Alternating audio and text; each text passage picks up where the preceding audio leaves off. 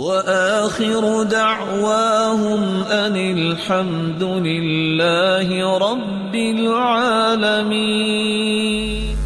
اللہ نے بہت ساری چیزوں کی قسمیں اٹھائی ہیں، لیکن قرآن مجید میں 3 جگہ اللہ تعالیٰ نے اپنی عزت، اپنی کبریائی کی قسم اٹھائی ہے۔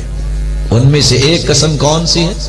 فَلَا وَرَبِّكَ لَا يُؤْمِنُونَ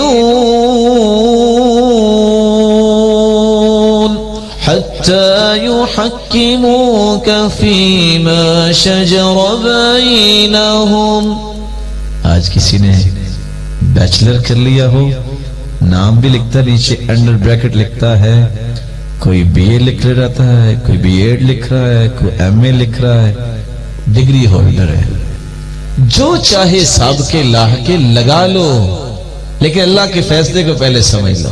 فیصلہ کیا ہے؟ اے میرے محبوب تیرے رب کی قسم۔ کیا مطلب؟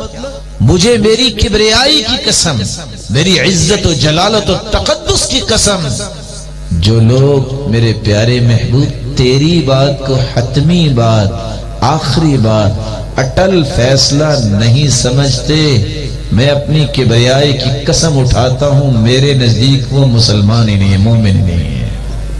بات ختم ہوگی۔ حدیث کو جب تک انسان مانتا نہیں ہے، مومن کیسے ہوگا؟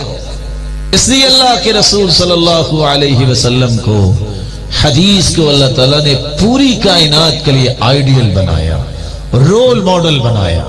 لَقَدْ كَانَ لَكُمْ فِي رَسُولِ اللَّهِ أُسْوَةٌ حَسَنَةٌ لِمَنْ كَانَ يَرْجُو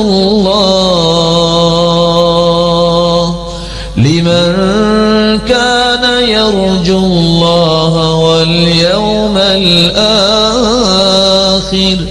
وَذَكَرَ اللَّهَ كَثِيرًا۔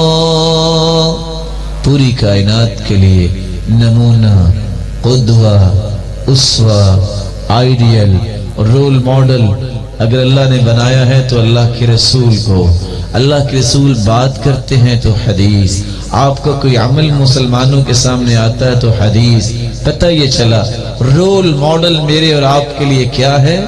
حدیث۔